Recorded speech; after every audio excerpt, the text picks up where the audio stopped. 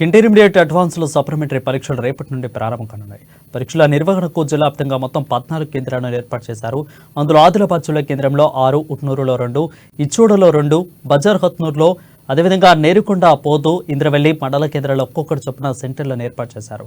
అదేవిధంగా 7 స్టోరేజీ పాయింట్లు ఉన్నాయని డిఐఈఓ రవీంద్ర కుమార్ తెలిపారు. మొదటి సంవత్సరం పరీక్షలు ఉదయం 9 గంటల నుంచి మధ్యాహ్నం 12 గంటల వరకు, ద్వితీయ సంవత్సరం విద్యార్థులకు మధ్యాహ్నం 2 గంటల 30 నిమిషాల నుండి సాయంత్రం 5 గంటల 30 నిమిషాల వరకు పరీక్షలు ఉంటాయని పేర్కొన్నారు.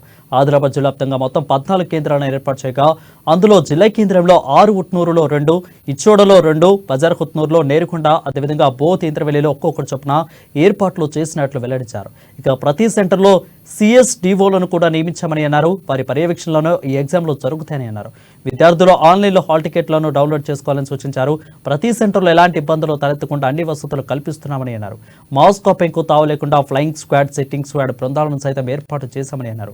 మార్నింగ్, మధ్యాహ్నం సెక్షన్లో జరిగే విద్యా పరీక్షల దృష్ట్యా విద్యార్థులకు అవస్థలు కలగకుండా సౌకర్యాలు సమకూర్చి పకడ్బందీగా చర్యలు చేపడుతున్నామని స్పష్టం చేశారు. ఇక ప్రథమ సంవత్సరం 3,420 మంది, ద్వితీయ సంవత్సరం 2,451 మంది, మొత్తం 5,871 మంది విద్యార్థులు పరీక్షలు రాయనున్నట్లు వెల్లడించారు.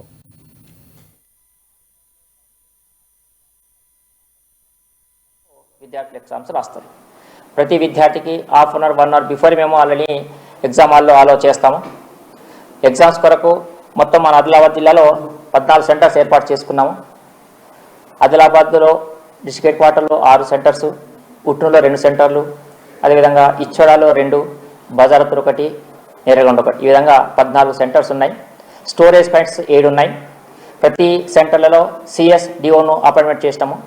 సిఎస్డిఓ మీటింగ్ కూడా మేము ఏర్పాటు చేసుకున్నాము. వారికి అన్ని ఇన్స్ట్రక్షన్స్ ఇచ్చినాము. ప్రతి పిల్లవానికి అడ్వాన్స్ ఎగ్జామ్స్ కొరకు ఆన్లైన్లో డౌన్లోడ్ చేసుకున్న హాల్ టికెట్ ద్వారానే పరీక్షకు మేము అనుమతిస్తాం.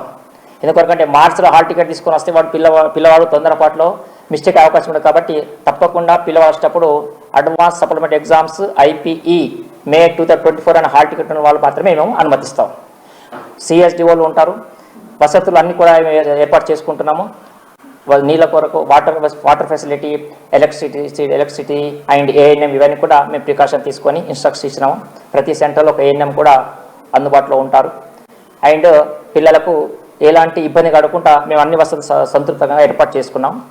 ఈ ఎగ్జామ్స్ కొరకు ఫ్లయింగ్ స్క్వాడ్ ఒకరు టీం అరేంజ్ చేసుకున్నాం. ఈ ఫ్లయింగ్ స్క్వాడ్లో ఒక జూనియర్ లెక్చరర్ ఉంటారు, ఒక ఏఎస్ఐ ఉంటారు అండ్ ఒక డిటి గారు ఉంటారు. అదేవిధంగా ఒక సిట్టింగ్ కార్డు ఉంది. ఆ సిట్టింగ్ స్క్వాడ్లో 2 సభ్యులు ఉంటారు.